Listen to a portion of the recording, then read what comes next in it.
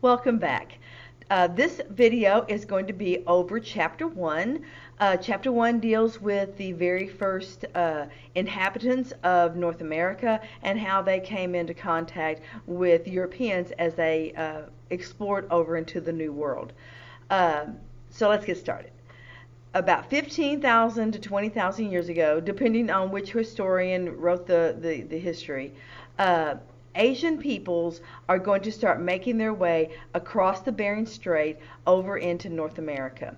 This is because the Ice Age was melting and it made it easier to cross over on all the ice. I want to show you a graphic here. You can see how the lines where they were coming across. This right here is the Bering Strait.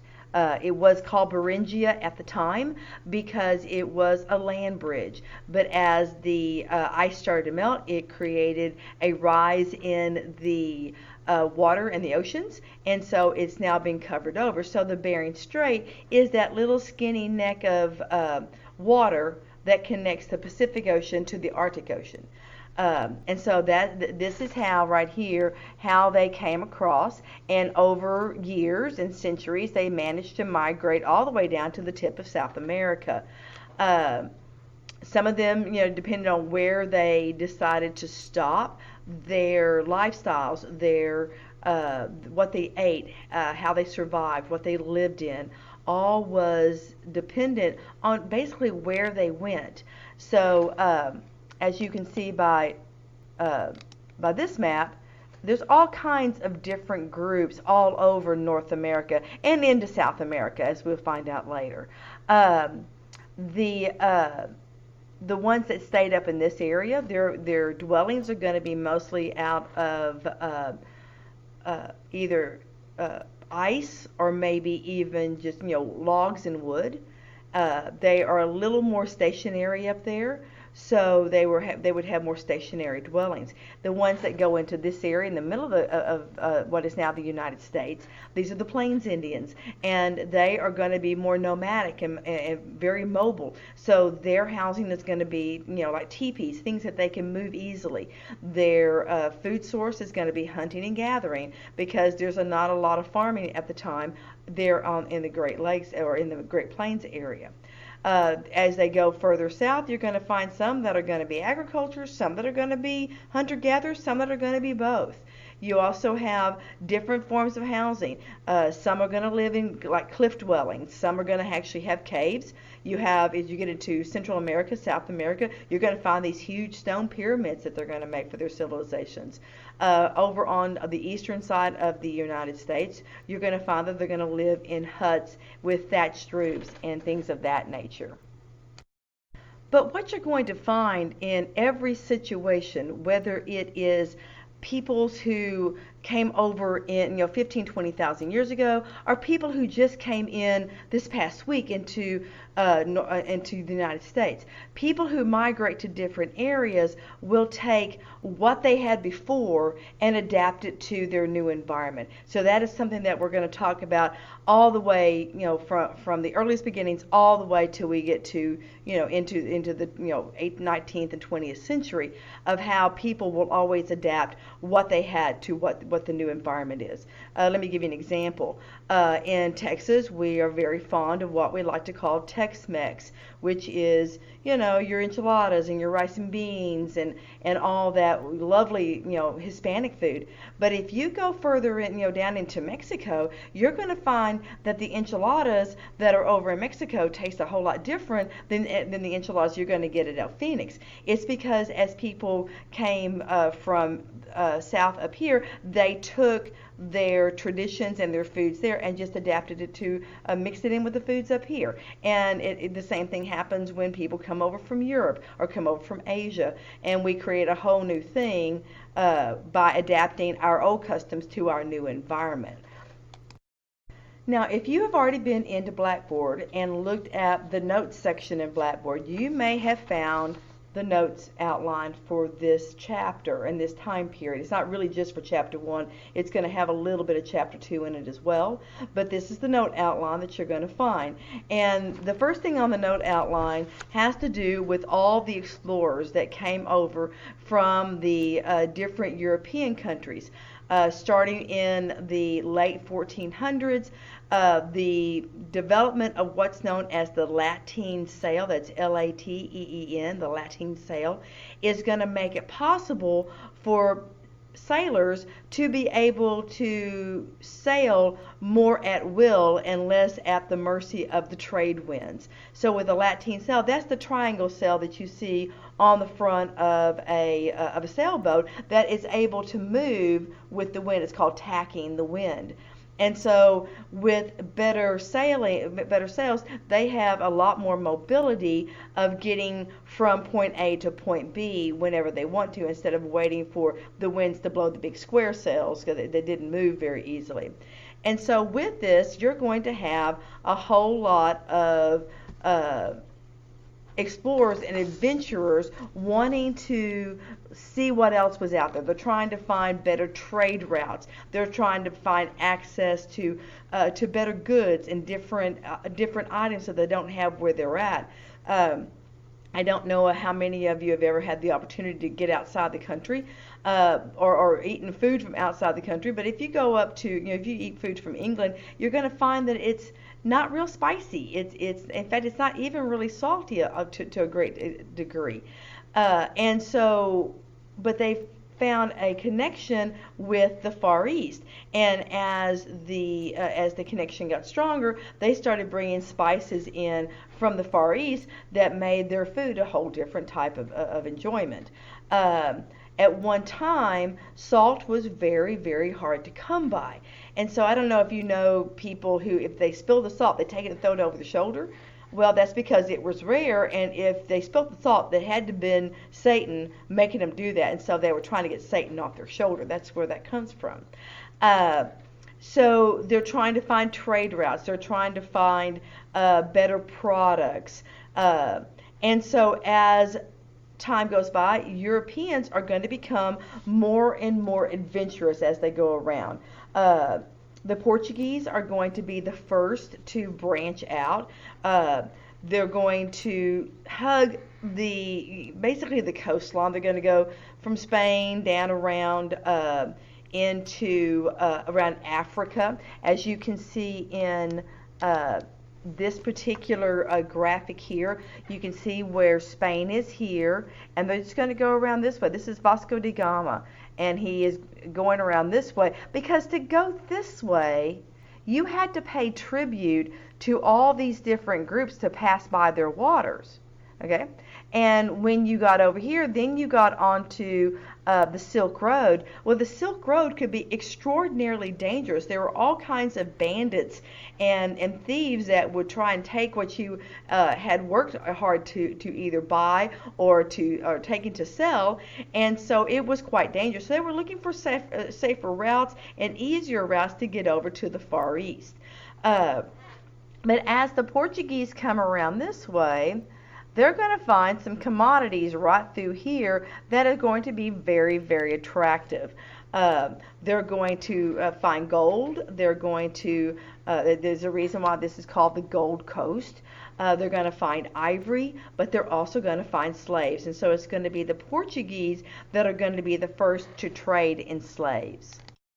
Now, right behind the Portuguese, you're going to have the Spanish. The most well-known, of course, is going to be Christopher Columbus.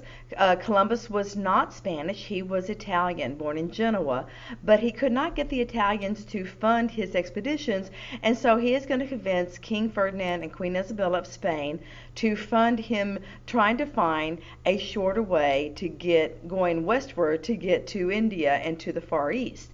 And so he's going to set sail. All of us probably remember that in 1492, Columbus sailed the ocean blue. And so he is going to land on what is now the island of Hispaniola. It is now the Dominican Republic. But he thinks that he has made it to India at the time. He didn't realize that there was this whole big land mass between him and the Far East. And so that's why the early name for the Native Americans were Indians, because he thought he had found India. He is going to make 4 voyages across, back and forth. Behind him are going to come other explorers like Cortez and Pizarro, Ponce de Leon, De Soto, Coronado. All of them are going to come across and land in different areas. So the Spanish are going to wind up with the biggest swath of the Western Hemisphere. It's going to go from about present day, California, Arizona, New Mexico, over to Florida and south. Uh, the first permanent settlement is made in Puerto Rico, but the first North American present day United States settlement is going to be St. Augustine, Florida, which is over on the east coast of Florida. Um, the Spanish, their intent for exploration is God, gold, and glory. They are wanting to find riches for their treasury. They are wanting to convert anybody they can to Christianity or Catholicism. And in the process of doing both those, it's going to bring them great glory.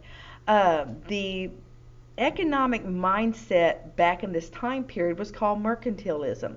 And so the idea was that the more money you had in your coffers, in your treasury, the more powerful you were as a country.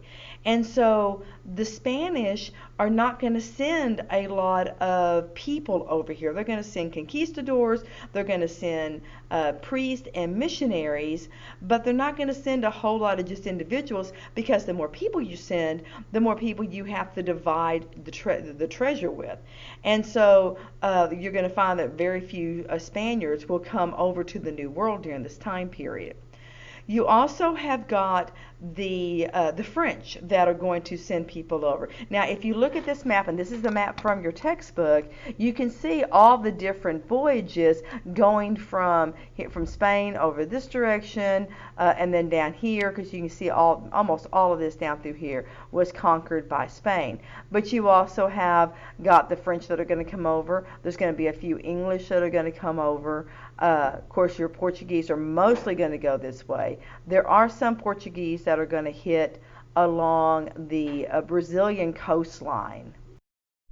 Now, one of the Spanish explorers is a man named Amerigo Vespucci, and he is important because that's how we get North America and South America, where the America comes from. Now, you also have got the French that are going to come over, and the French are going to come down this direction up here. So this is the St. Lawrence River. It's going to go into the middle of North America. Up here, they're not going to find the obvious riches like gold and silver, but they're going to find something equally as valuable. They're going to find fur. Back in this time period, they didn't have what we have today, like synthetic materials and different types of textiles that you can use to insulate yourself during the wintertime and keep yourself warm. And fur was the best, animal skin was the best way to keep warm in the winter. In fact, even today, if the people that live up in these areas up here or over in Norway and Sweden, upper Siberia and upper Russia, wearing fur is still the best insulating material. But in Texas, we don't need to kill animals to stay warm. We've got plenty of synthetics and textiles that we can use to make coats and things to keep us warm. But back during this time, they didn't have those things, and so they're going to find an abundance of beaver fur up in the northern reaches of North America. And it's very valuable. People will pay good money for it. Even today, for a square of beaver fur that's this big, it is about $80. It's still very, very expensive. Where if other types of fur you can get for relatively inexpensive, $10 a pelt or something like that. And so the French are going to settle up in this part of North America. And then you're also going to have the Dutch, and they're going to come right in through here. And of course, in Henry Hudson, he's going to find, and name Hudson Bay up here at the top.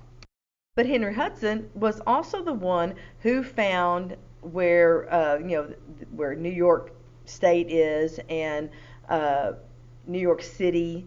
It was originally named New Netherlands and New Amsterdam when he found it, but that's why you have the Hudson River. It's named after him.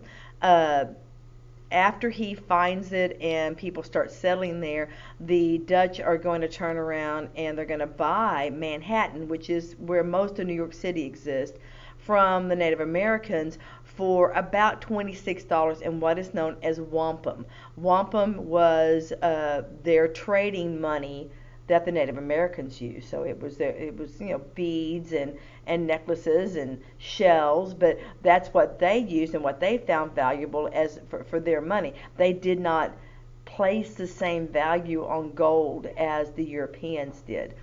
Uh, and so the Dutch are going to settle in the New York City area. The difference between the Dutch and the French and the Spanish is their idea of equality. I mean, women are going to have more equality than the other European countries. Even if they have slaves, slaves were allowed to own property, and so they were tied to their master during the day, working for their master, but they were allowed to go home in the in the evenings to be with their family.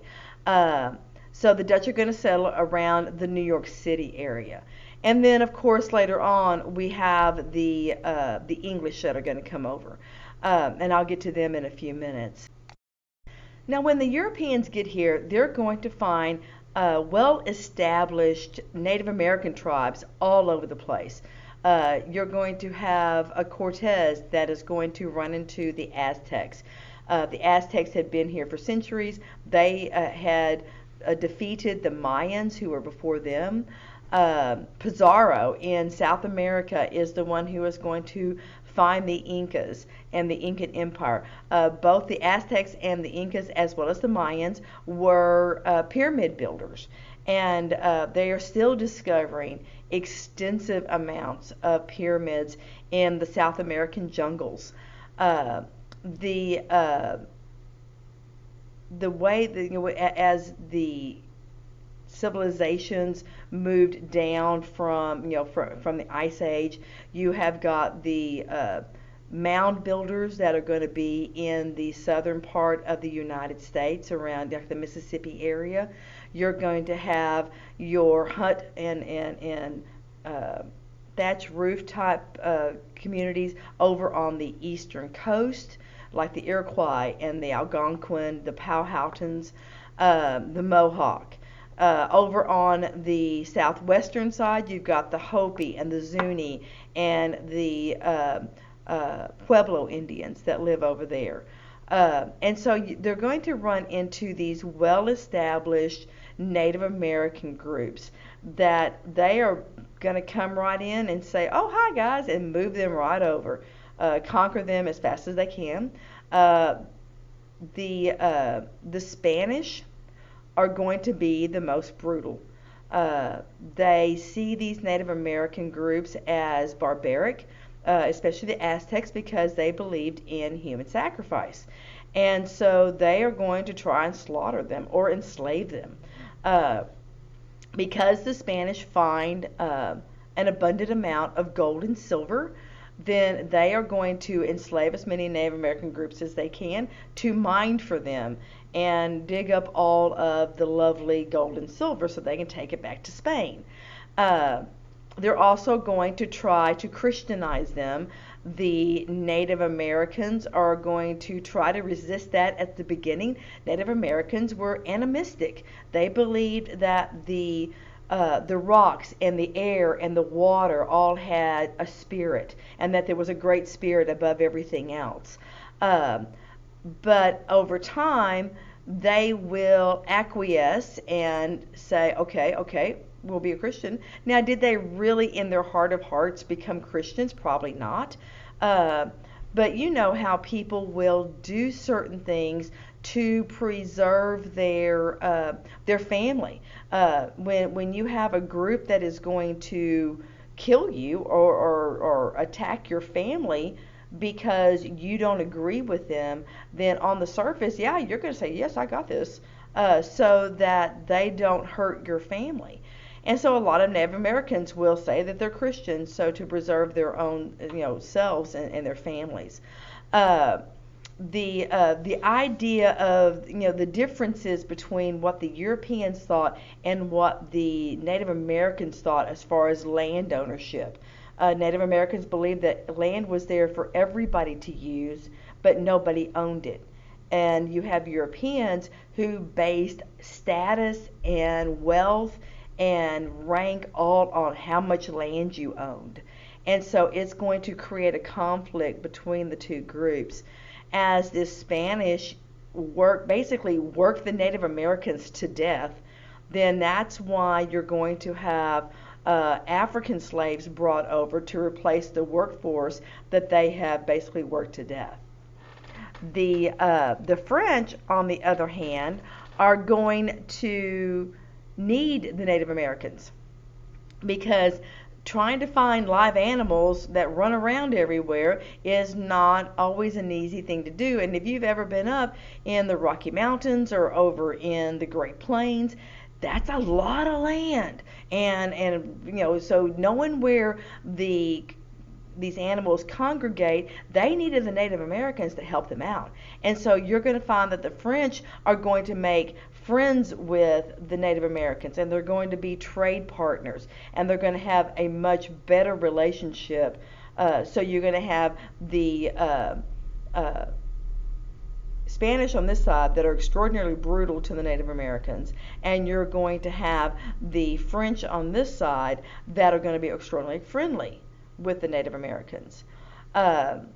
Then as the English come in, then you're going to have a whole different parameter with the English, because the English do not find a lot of treasure when they settle along the East Coast. They are going to look for it, but they're not going to find it. So instead, they're going to send a lot of people over here. And so different from the Spanish and the French, who send relatively few people over here, just conquistadors or fur trappers, and they're going to reward them with land grants over here, so they don't have to share the gold too much with them. And so you're going to have these encomiendas in the Spanish territories, and so it's going to be really sparse. With the English, they're going to send more and more people. And so you're going to find that the English are going to be really nice to the Native Americans when they need them, and they're going to be really brutal to them when they don't. So they're kind of in that middle ground on how they treat the Native Americans during this time period. Now, I would be remiss if I didn't go ahead and touch on what is now known as the Columbian Exchange. The Columbian Exchange is the exchange of foods and animals and practices and all those things between the Old World and the New World. So the Old World is going to bring over horses and different animals and cattle that the Native Americans had never seen before. The horse is probably going to be the single biggest change for the Native Americans, because now they have a better form of transportation. A lot of the Native American tribes are going to use horses to get from one place to the next, to wage war with each other that they've been doing for centuries. There's going to be a few that are going to learn how to eat their own horses, but most of them are going to use horses for transportation and for advantages in warfare. Other things that are going to go from the New World back to the Old World, one of the biggest things is going to be the potato. Potatoes are going to stabilize the diet of Europeans, and it's going as their diet increases and stabilizes, it's going to allow them to have a population explosion because they're going to live longer and they're going to be less likely to die in infancy. And so as you're living longer, you're having more children, and so the population is going to grow in Europe, and that's going to be a plus because remember, Europe had, in the past 100 years had just gone through the big plague where a third of Europeans had died. Now, the biggest thing that Europeans are going to do, besides the horse, and bring with them without even knowing it, of course, is going to be diseases. And these diseases are things like smallpox and measles and things that the Native Americans had no resistance to. And so in some places, 95% of a tribe is going to die because of these diseases. And so the Columbian Exchange is a very big part of what goes on between the Old World and the New World and the different things that come back and forth. In your notes, I have given you a map that looks like this, where you can see some of the stuff that's gone back and forth between the two sides, some questions you can answer to go with that. Another thing, though, that is going to be brought over from the Old World are African slaves. On that same page of notes, I've also given you a map of the slave trade, and it's important to note where all the slaves went, or most of the slaves went, where they came from. Okay, we will talk more about slavery in another chapter, but it's important because the slave trade out of Africa is what is being used to replace the indigenous labor of the Native Americans. Later on, it'll be used to replace the indentured servant labor of the like especially out of England. The Columbian Exchange and the slave traffic are part of the key elements of the voyages and the discovery of the New World.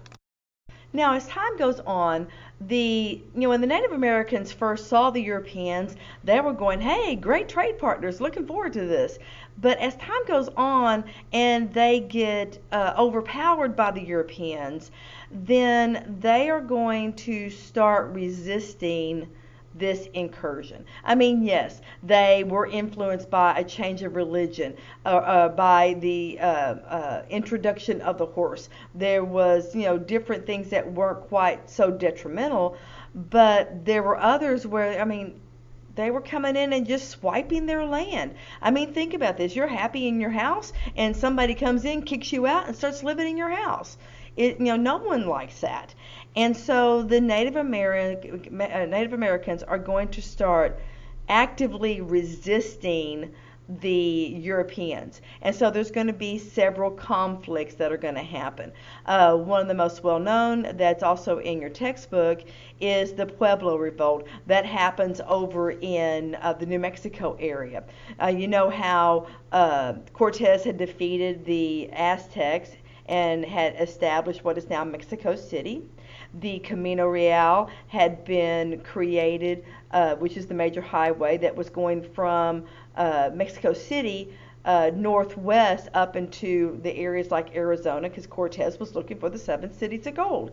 And what he found were this area that their dwellings were made out of dirt and sand and mud type stuff, but when the sun shone on it, it made it because of the sand, it made it shine back and it made it look gold. But in the process of looking for that, they also find this passage between the mountains, and there's a town there called El Paso, the pass, to be able to get from Mexico over into the other part of North America. And so a lot of Spaniards had made their way up to the Santa Fe, Taos, Albuquerque area where the Pueblo Indians were, and they had conquered them. The Pueblo Indians kind of rode it around, dealt with it for a while, but then when the Spaniards try to convert them to Christianity, they're going to rise up. They're led by a man named Pope, and they are going to kill 400 Spanish settlers and drive 2,000 of them back down past El Paso back into Mexico, and have relative peace from the Spaniards for about 12 years. So the Pueblo Revolt's one of the bigger revolts. But even before then, you've got the decimation of the Powhatan Confederacy. You know, Powhatan was Pocahontas's father. John Smith and the Jamestown settlers were the ones that came in contact with them. And while Powhatan as chief was alive, they had relatively good relationships. Pocahontas is the one who saved John Smith from her father because her dad was going to kill him. Now, Pocahontas does not marry him. Pocahontas marries John Rolfe, and later goes with him to England. Unfortunately, she catches pneumonia and dies within 30 days of getting to England.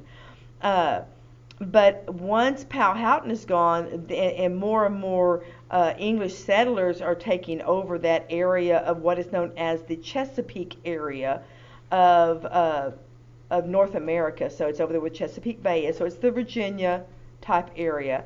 Then hostilities are going to break out between the Native American groups and the settlers.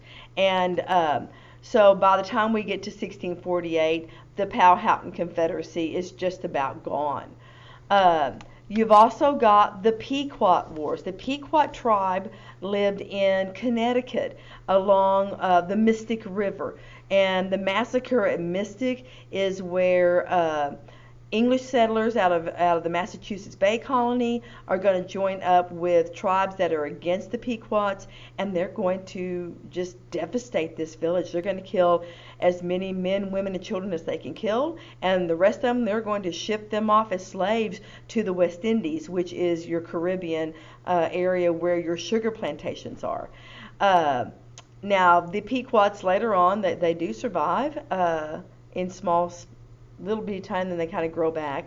Today, the Pequots have learned what the Native American tribes in Oklahoma have learned, and is that they can steal from the white man now. All they have to do is put up a casino. The Native American tribes across the country that have casinos, they make so much money off their casinos that any other industry they have is just to keep their people busy, because they don't have to make any money off of it because they do so well with their casinos. So good for them. Now, King Philip's War, and you're going to find this list of the different conflicts in your notes. I just didn't fill in all the information. So King Philip was a nickname that the English gave to an Indian chief named Metacomet, and he was chief of the Metacoms. And this is a time period, once again, where the Native Americans are going to get the upper hand over the English settlers. And this is up in the New England area between 1675 and 1678. And you're going to have 12 New England towns that are going to be destroyed. 1/10 of the male population is going to be killed. But the key thing about King Philip's War is that it's going to cause the colonists to have to band together and for mutual protection. And so this is where you're first going to get an American identity, where they're starting to think of themselves differently as Americans than they did as Englishmen. Okay, so it's more of an American identity. Now, you'll also see on your list where I put down there the French and Indian War and Pontiac's Rebellion. Now, these don't happen at this time period. I put them here because I want to keep the early American conflicts with Native Americans separate from the ones that happen when you take 1302 and we're talking about the Indian Wars after the Civil War. So the French and Indian War is 1754 to 1763, so 9 years in this country. And it's between the French and the English on one side. The French and the Indians on one side, and the English and the colonists on the other. Okay, and it started because the colonists are spreading out, and they are encroaching on Native American land, and the Native Americans don't like it. And so they're going to get with their buddies, the French, and they're going to attack the settlers. Well, the settlers are going to get with their buddies, the British, and they're going to fight back. And of course, if you remember your world history, you know that the British and the French have been at each other's throats now for centuries. And so it's just going to escalate. And it's going to stay over here for a couple of years. But then after a couple of years, it's going to spread over into Europe. And so that's why you have the 7 Years' War over in Europe. So the 7 Years' War over there and the French and Indian War over here are the same war. We'll talk more about the French and Indian War as we get closer to the Revolution, because it is basically the kickoff to the American Revolution. But the British are going to win, and from that point, the French are kicked off in North America. And the British are going to put in a line called the Proclamation Line, and they're going to tell the American colonists that they have to stay on the east side of this line, which is the Appalachian Mountains. And that way the Native Americans can be on one side and the colonists can be on the other, and everybody will be happy. Except, you know how we are as Americans. You know, we're Americans. We do what we want to. And so the Americans are going to keep going across the Appalachian Mountains over into the Ohio Valley, and they are going to meet up with the Ottawa tribe.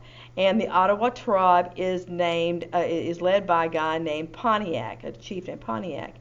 And this is going to cause a big conflict going on over there, which is going to end badly for Pontiac.